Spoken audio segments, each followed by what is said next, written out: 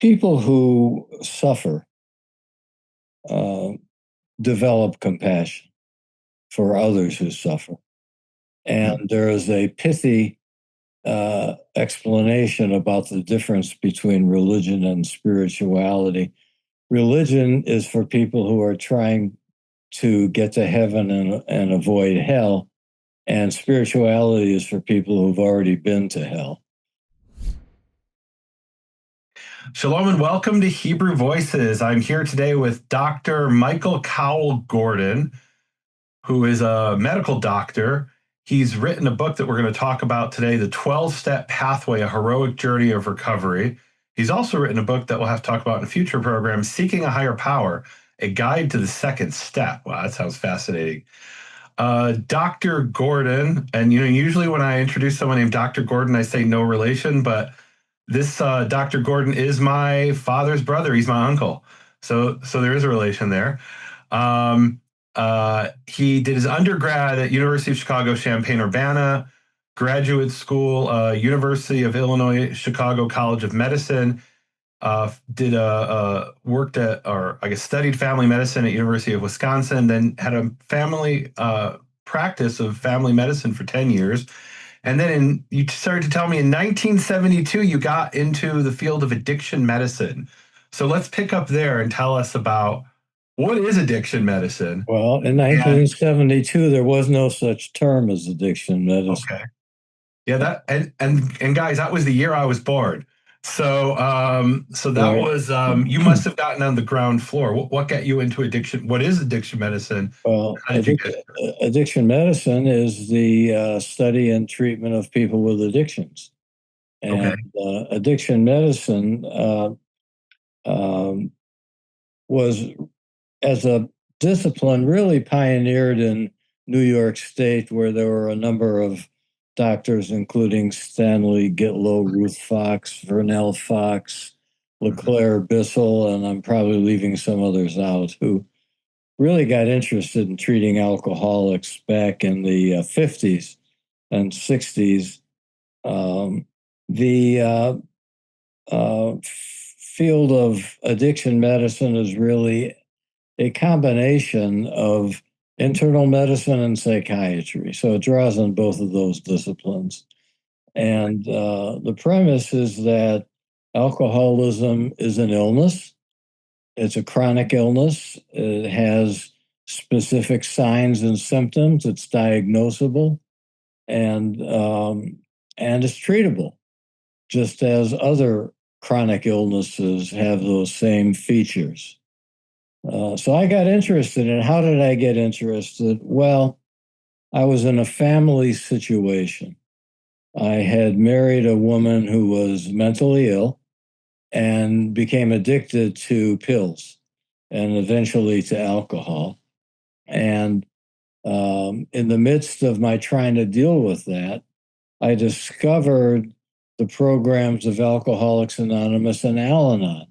AA, as I'm sure your viewers have at least heard about, is a program for people who are recovering from alcoholism.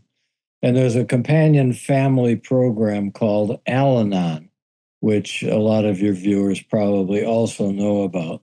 I became involved in 12-step recovery back in the early 1970s. And as a result of that, I became very interested in alcoholism as an illness. And with my medical background, I had a lot of knowledge about the effects of alcohol on the body. I had less information about the mental health aspects of it. In medical school, that was not dealt with. We dealt with the medical conditions, effects on the nervous system, effects on the liver, and so on. But I had that background, and I decided that Alcoholics Anonymous was a program that worked. And I decided that it worked because I saw the effects of it.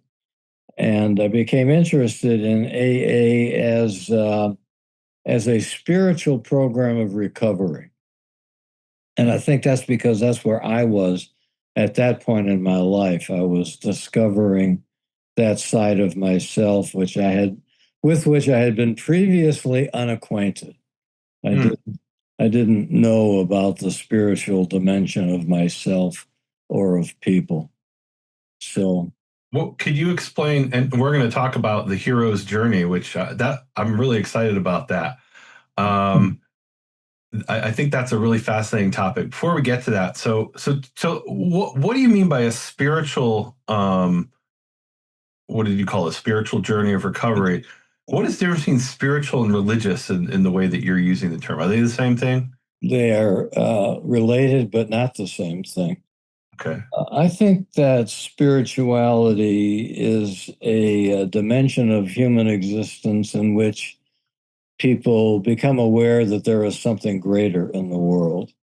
Hmm. There is a power, a force, something which is hard to define, but it through it, people can find a sense of purpose in their lives, which adds meaning to their lives in a way that other accomplishments do not. Hmm. Is that so? You're saying something greater than themselves. I mean, you're not using the word God. So, I didn't use the word God, but I so is could. that God for? Is that God, or do some people interpret that as God, or what is like? What's the So, relationship? so God is a an idea, which, pardon me, is I think hard to define. And in fact, the people that I read say that it's impossible to think about God as God is. We just lack the capacity to fully comprehend God. Of course, there are people that would not agree with that statement. These are people that have specific religious beliefs. And we can talk more about that if we have an opportunity to talk again about my book, Seeking a Higher Power. Okay. But Well, Maimonides and Jewish, Christian, and even Muslim philosophers had this, and actually going back to Plato, had this idea that God was infinite, and we as finite human beings could never fully understand God. And so, what we let's say what the Judeo-Christian and even the Abrahamic faiths make the claim that, well, you can't really understand God, but God has some messages that for you to interact with Him in a way. Um, I think that's I think a very broad, maybe general claim of the Abrahamic faiths. yeah, So I would how is agree. what you're saying different than that? That's what It's I'm trying not to. different from that. It's not Okay. different from that. And except that I think Maimonides would go as so far as to say that God is, and not get more specific. And I think there are people that can be spiritual without believing in God as an entity. So Hmm. So Maimonides famously said you can't define God in any positive way by only by what he's not, right? right, he So he's talked not about finite, and there's a I mean he wrote quite a bit about. Let's not get into that. That's for a philosophical. All right, so there's this higher power, and like you said, there's a separate book that we can talk about that at a different time. Tell me about the hero's journey. What is the hero's journey of the 12th? Actually, before we get to that, even so, a lot of people hearing this who are maybe not as familiar with 12 steps, they'll hear about addiction and they'll say, well, those are just excuses. You just have to make the decision to stop drinking, to stop taking drugs. You just have to make the conscious decision. And if you don't, it's because you're selfish or lazy or weak. What would weak. be your response? Well, so before I get into that, and I will get into that, I want to give you a definition, a different differentiation between spirituality and religion. Okay. And uh, in order to talk about that, I want to bring up compassion briefly. Okay. Uh, and we'll get back, talk about it more. But um, people who suffer uh, develop compassion for others who suffer. Hmm. And there is a pithy explanation about the difference between religion and spirituality. Religion is for people who are trying to get to heaven and avoid hell, and spirituality is for people who've already been to hell. So So I think it's really interesting because you're obviously Jewish, you're my uncle, but yeah, that's a very Christian approach to religion, meaning like in throughout much of the Jewish tradition, there's very little discussion to the point where the average Jew actually, I've had Jews who like go to synagogue every week who come to me as an historian of religion who say, what do we believe about hell? Because like that's not something that's even really discussed, right? Meaning like so I feel like that's a very Christian approach to maybe Muslim approach to say like the purpose of religion is to get to heaven and not to hell.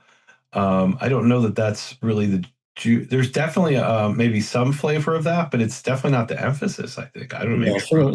certainly not a Jewish position, and I only stated it as something to be amusing, but at the same time to draw a significant distinction between religion and The spirituality. spirituality is a response to pain that you've experienced, I think is what you're saying. I think in part, yes, Okay. absolutely. Yeah. And we Absolutely. could talk about how different religions are different. Like evangelical Christians will often tell you about how they've had an experience.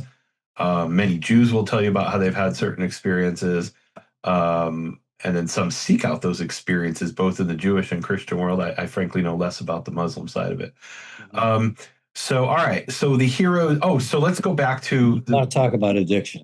let's talk about addiction and how some people hearing this will just say these are just excuses, right? If someone's, they say they're, I mean, the famous one is what was that golf player who said he was a sex addict because he got caught cheating on his wife. I forget his name.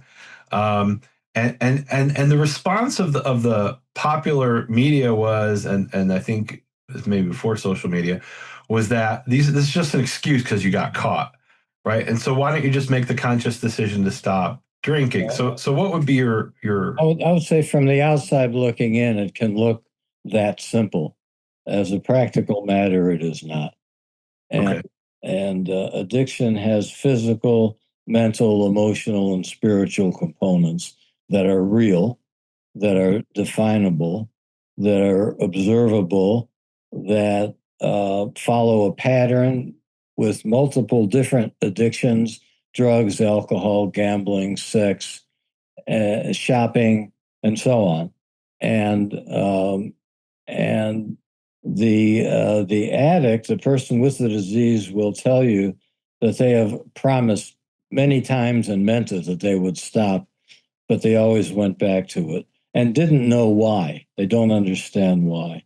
Hmm. So there's a number of ways of thinking about this that may help.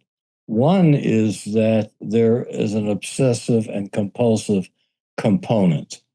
And, we can try to talk as though we have no psychology, but people do have psychology. And one potential component within their psychology is obsessions, having a thought in their mind that they cannot stop, it won't go away. Hmm. And often the compulsions are a result of the obsession. You obsess about something long enough, and you just have to engage in a behavior to relieve the obsession. Hmm. So that's one aspect of it. There is a physical aspect in which people actually get physically dependent on the drug that they became addicted to, whether it's alcohol or fentanyl or whatever it may be. And the changes in the brain take place such that the person will get very sick and potentially die without more of the drug to relieve the chemical imbalance in the brain. So this is real. But that's not true about all addictions, is it? Meaning, like, No, gambling certainly doesn't. I don't know. Does it? Does gambling no. have the physical component that you get the detoxes or whatever? There is no withdrawal component that's potentially fatal in gambling addiction. And, People yeah. people can get irritable, restless, develop insomnia with gambling addiction, but Mhm. won't go on to go into DTs and become delirious and possibly die from their And withdrawal. on the flip side, and I'm asking, are there people who could benefit from, let's say, benefit from your book or benefit from understanding 12 steps, who have addiction issues that aren't to the level and scale of, if they stop drinking, they're going to get the DTs. Oh, sure. Sure. Okay. There's a whole range of severity with any disease. Um, I remember I had a patient who uh, developed cancer of the pancreas, and she died in 3 weeks. Wow. And other people, they can last a year or two, even longer. So there's a difference in severity of illnesses. That's just one example. Diabetics, some are dependent on insulin and others are not, just as an example. People are complex and we're not all exactly the same. Mhm. So the question was, um, what was the question exactly? Well, the question was, for those who say, well, you're the sports guy who has sex addiction. That's just an excuse because you got caught. And surely there isn't a withdrawal component. If you stop cheating on your wife, you're not going to die. We all know that, right?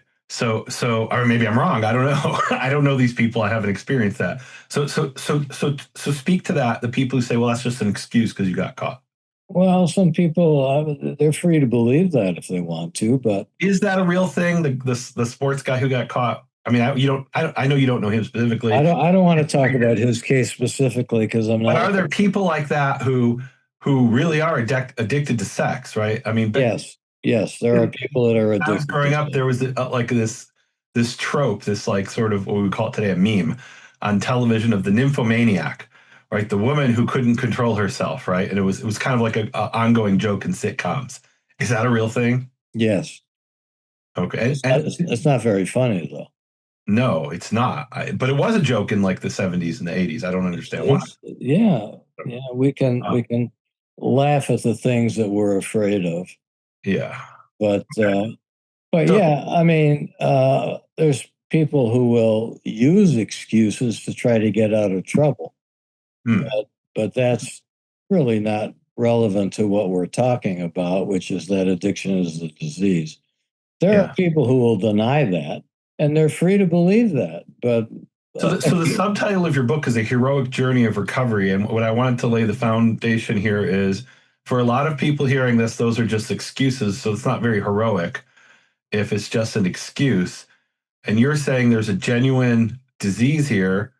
Um, so what is the solution if somebody is addicted to various, and it doesn't have to be substances, like we said, it could be gambling, and it could be on different levels, right? It could right, be somebody who maybe has enough. Well, I don't know. You tell me. How would somebody know if they're an alcoholic? Let's start with that. And first of I'm all, talking about somebody who's not like the hardcore alcoholic who was like blacking out every day and driving into telephone poles, right?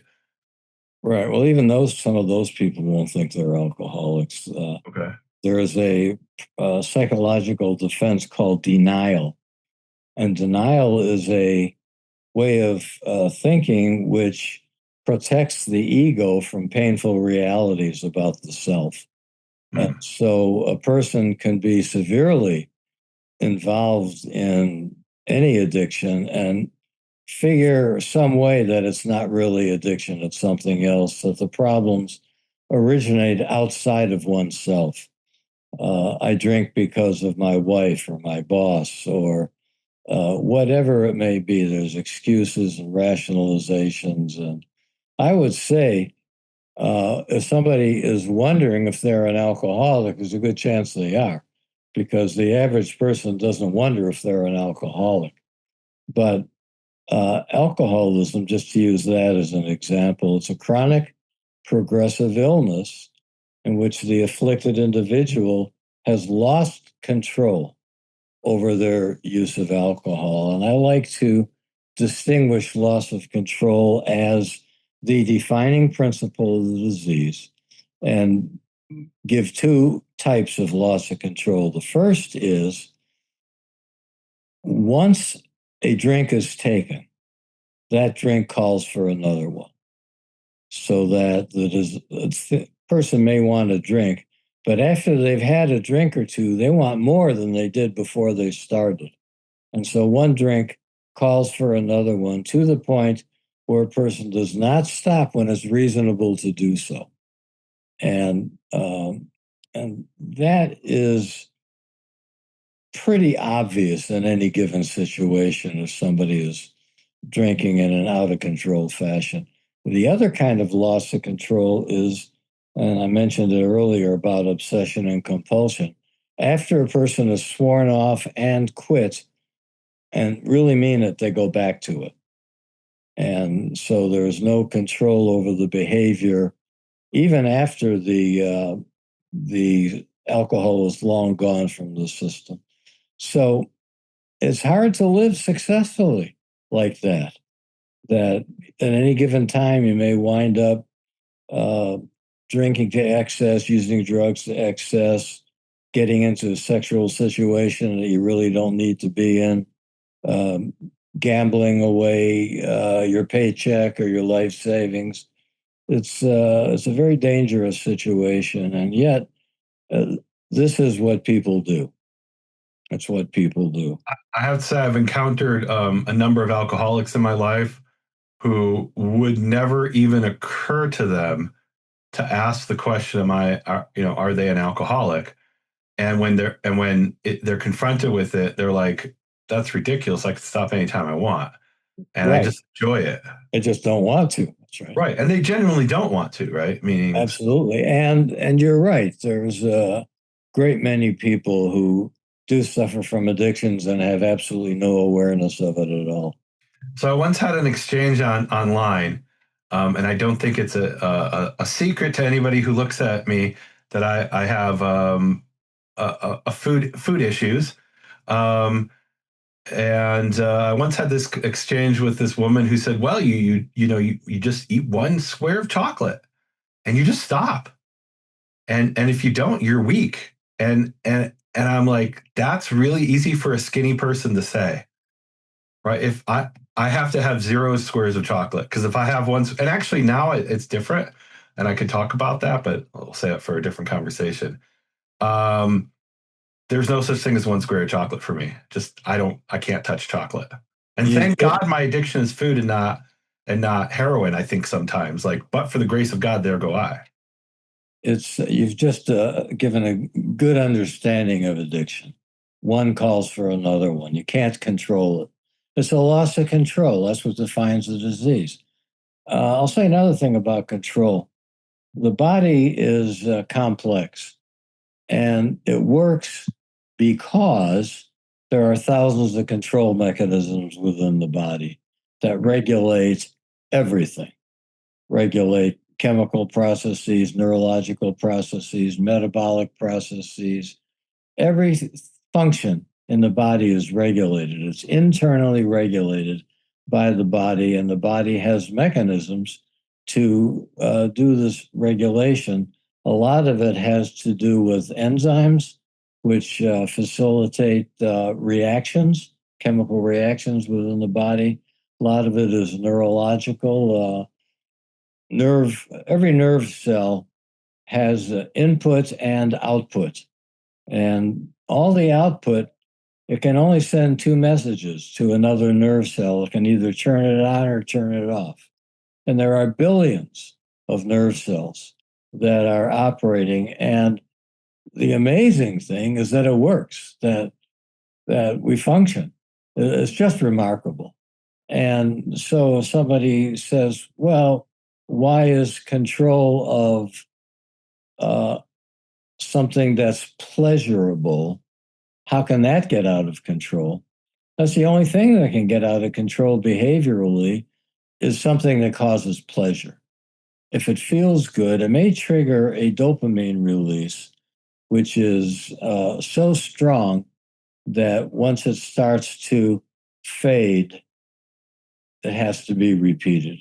Dopamine is a neurotransmitter substance It operates for the purposes of this discussion in an area of the brain called the mesolimbic system, and it regulates things like appetite, sex, thirst, and all these things cause pleasure, and they're necessary for life. So if something is necessary for life, there has to be something that drives it. And there's mechanisms within the brain that drive all these systems. And if the system misfunctions, then you can get addictions. I once heard a lecture from at least someone who was presented as an addiction specialist, probably not with your background. And he claimed that the two most difficult addictions are food and sex. Number one, you can go the rest of your life without having heroin. You can go the rest of your life without smoking. You can't go the rest of your life without eating. And right. So there's like a fundamental difference. Right? You could say, I'll never drink alcohol again. And maybe through a 12-step, you can do that.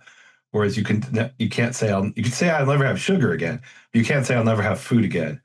And then sex is part of human biology. So I don't know. What are your thoughts on that? Do you think that's, Well, I would have thought it was like some kind of hardcore drug, but maybe I'm wrong. I think for practical purposes, for somebody who's addicted, the most difficult addiction is the one that they have, whatever it may be. That's true. Like I can't even imagine being addicted to gambling. Like it's so boring to me. But obviously, to some people, it's not. It's powerful. It's just so powerful. Just powerful. Yeah. Okay. All right. So the hero's journey. What is the hero's journey, and how does it apply to recovery? So, well, here's how I got interested in the hero's journey. I had a patient back at sometime in the 90s. I couldn't tell you when in the 90s. At that time, I was on the staff at a hospital, and this hospital had a contract with a Christian program that treated alcoholism, drug addicts, and people with mental health conditions. And so they leased a wing of the hospital. They brought in their own staff to do the treatment, their own philosophy of treatment, but they didn't have their own doctors, their own addiction specialists and psychiatrists. So they had these mostly Jewish doctors treating their patients. And so one day I went to see a new patient, and he presented himself as he was a businessman. His wife and her pastor had met with him and said, "We think you have a problem with cocaine. We want you to get help for it. And there's a Christian program in Atlanta that we want you to go to." And he said, "Okay." And so he said to me, "I know I have a problem with cocaine, but I want you to understand that I'm not a Christian." I said, "Okay, but you're willing to be treated here?" And he said, "Yes, I am." And I said, "Well, what do you believe?" He said, "Well, I'm a follower of Joseph Campbell." "Do you know who Joseph Campbell was?" And I said, "I have heard of Joseph Campbell. I'm not well acquainted. Tell me, what is it that you believe from Joseph Campbell?" He said, "Well, Joseph Campbell said that God is beyond all categories of human thought. So, in other words, it's not possible to think about God as God is. Therefore, he says, I don't believe in the Christian story. I think it's not possible for God to be that comprehensible." So, And this patient of yours, like, so his wife was a Christian. Was he right. from a Christian background? Oh, I suppose, but Okay. he didn't consider himself to be a Christian. A Okay. great many people who grow up in a certain religion, they get to a point in their life where they no longer believe what they were taught as children. And Mhm. so that's true in any religion that I know of. Okay. So that was his experience. So anyway, I went home and I got a hold of Joseph Campbell's seminal book The Hero with a Thousand Faces. Mhm. And I read it. Joseph Campbell was essentially a mythologist. He was interested in stories that people told about themselves and about their cultures, what their origins were, where they came from. And he said that all cultures have their own mythology, which informs them about who they are, who they're, what they believe, and what's special about them. This may include what land that they live on that they're entitled to, and so on. So Joseph Campbell, you read the book, and guys, where you may have heard of Joseph Campbell, where he crossed over into mainstream culture, was a young director named George Lucas. Right. Went to study with Joseph Campbell. He says, "I want to write the ultimate story, which incorporates universal stories," and that became Star Wars. Right. Joseph Campbell it was the inspiration essentially for Star Wars. Right? Absolutely. To the point where it's almost, it's not, we might call it cliche, but it's actually kind of universal themes. Like literally the bad guy is dressed in black and the good guy is dressed in white. Right? It's Tolkien kind of did some of this as well, perhaps less consciously, in Lord of the Rings. But so George Lucas did it very consciously in Star Wars, right? There's the dark side and there's the light side, right? It's I'm distilling glad, glad the you brought myths. George Lucas up, because he did popularize the heroic journey Yeah. and brought it into the mainstream of culture. Mhm. Now, I would say that people are limited really in their comprehension of the heroic journey, or they don't think about it every day, but it's in the common culture now. So, um, this is what he's, well, as far as different kind of myths, this is what I wanted to point out, that he Mhm. says that every culture has their own mythology. Mhm. And his observation was that there are common themes in this mythology, to the point where cultures who could not possibly have ever known about each other have the same stories. And Mhm. he says that that could only be if it was existing in a pre-conscious awareness that people have. And this gets into Carl Jung, Dr. Jung, who was a Swiss psychiatrist, who used Mhm. to talk about something called the collective unconscious, Okay. the concept of Dr. Jung. Dr. Jung said that there is within human psychology, within the brain, an awareness that we all have. And it's elemental and it's spiritual in nature, and it's often interpreted in some kind of a theology or God perception ideas. And he says that some of the contents in psychology are what he called archetypes. And archetypes are ideas that are present in the mind of everybody. And that is putting Dr. Jung's ideas and Professor Campbell's ideas together. This is an important foundation for my ideas about how the heroic journey is a extremely useful metaphor for addiction recovery. So now I'd be happy to sort of talk about the elements of the heroic journey. Let's hear about that. Okay, so depending on who you read, it'll be described somewhat differently. And this is the way I describe it, because I like it to be simple enough so that I can understand it. And so I have it broken down into 8 components. The first component is the call to adventure. Okay. In the call to adventure, the individual is presented with a challenge that is overwhelming and impossible to achieve, or so it appears. Um, may I use a biblical example for this? Please. Absolutely. Let's talk about Moses. Mhm. Moses was minding his own business. Mhm. He had had his own experiences in Egypt and fled Egypt, wound up in Midian, and Mhm. made a life for himself. He had a wife. He was a shepherd, and minding his own business. And he notices a burning bush.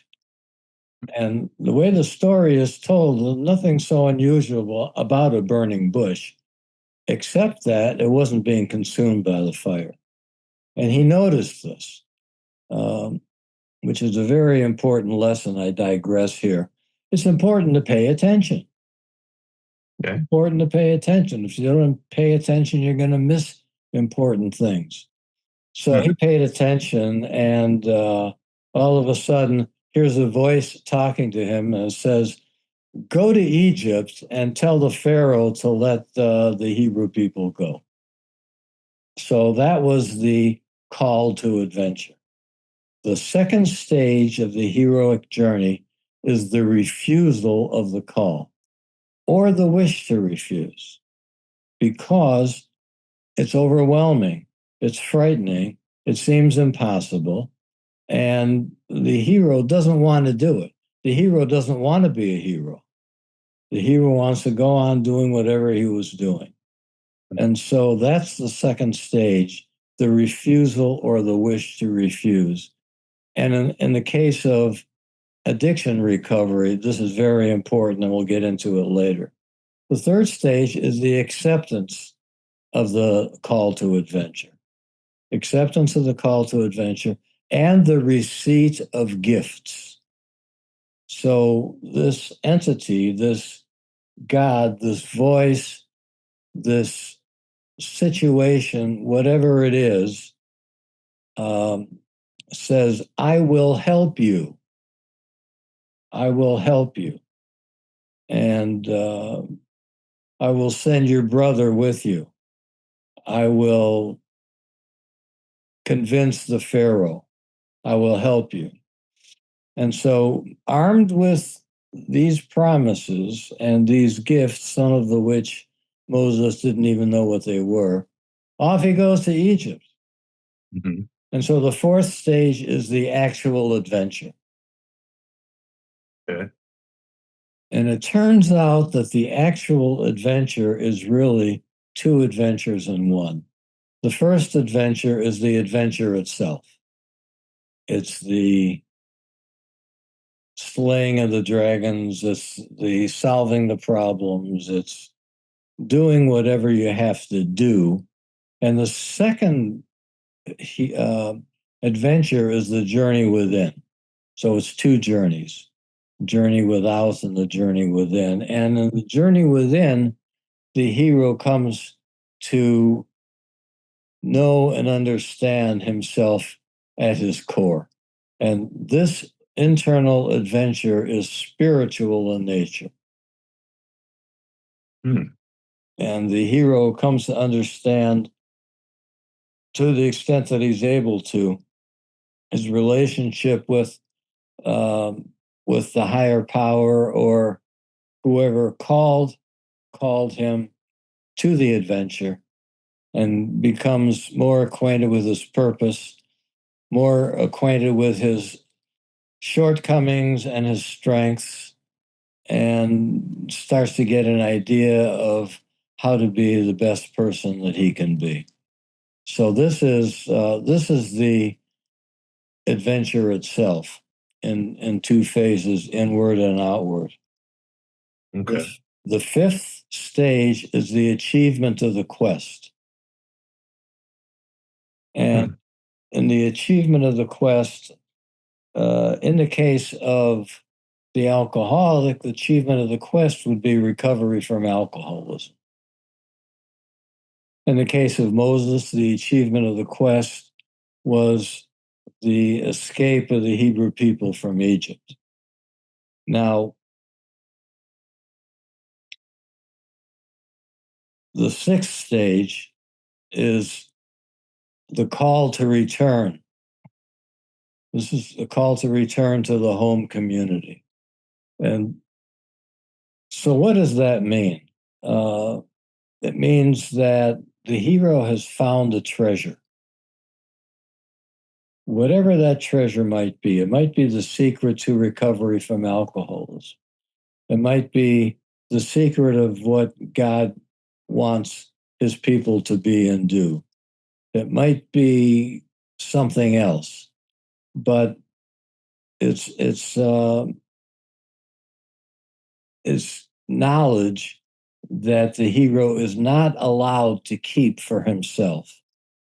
He has to bring it home to his home community. And the seventh stage is the refusal to return or wish to refuse. The hero may say, I'm okay. I'm okay. I got it now. Thanks, God. I can take it from here. And now I'll live a more worthwhile life. I'll take better care of my family. I won't go squandering my money. I won't go chasing sex outside my marriage. I won't be using drugs or alcohol. I've got it now. Thanks a lot. So that's pretty typical. Pretty typical. Moses wasn't so lucky. He got um, actually, it's interesting in the story. It was God that wanted to give up on on the Hebrew people and said, "Look, let's get rid of these people and we'll start from scratch." And Moses said, "No, we can't do that." Is there an eighth stage? That was seven. Yes, there's an eighth stage. The eighth stage is the return home with the treasure. Okay. In the case of recovery from alcoholism, that involves helping other alcoholics.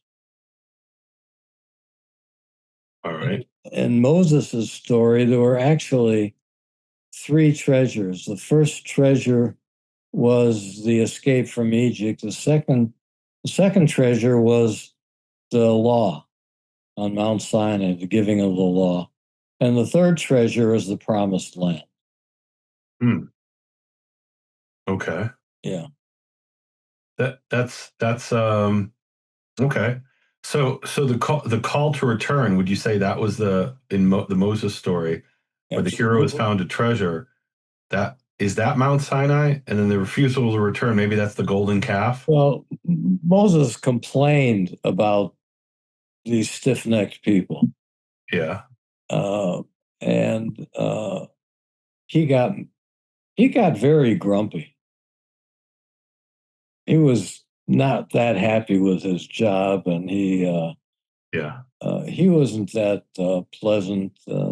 Aaron was a much more congenial person than Moses was, but Moses did his best, I'm sure, and so did Aaron, and so do most of us. Hmm. Yeah, So, all right, that's the hero's journey of recovery. right. And I mean, so this actually is interesting. You mentioned Carl Jung because this reminds me of some of the things that you'll hear from Jordan Peterson. I don't know if you know who that is.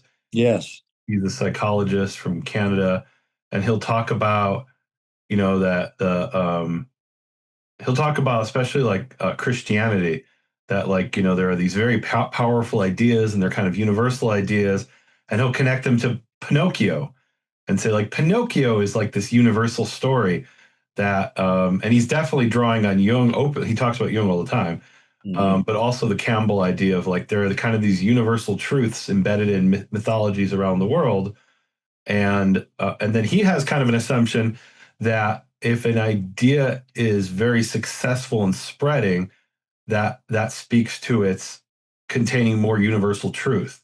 So the fact that there's like 2 billion Christians, that means there's a whole bunch of universal truths in Christianity that he can learn from, whether he's a Christian or not.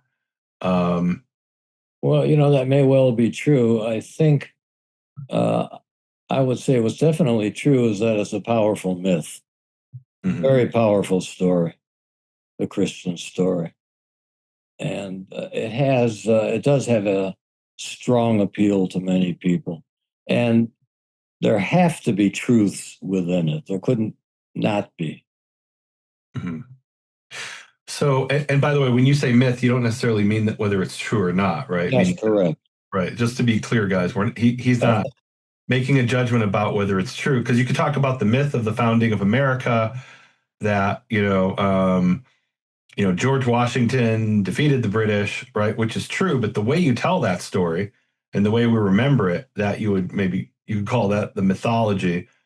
And it's that we keep telling ourselves this story over and over because we're trying to communicate lessons. There's a whole bunch of stories we've never heard of from the American Revolution, for example, right? And we never will hear, because it was some peasant farmer who, maybe did something heroic, but we don't know about it because it wasn't what we chose to tell over. Thanks for the clarification. That's what I mean by it in any event. When I'll say myth, right? So, or at least in this context. So what in the hero's journey of the alcoholic, you gave an example of Moses, and I don't know that it fits. So can you give us are there other examples you bring in your book of this paradigm of these 8 stages?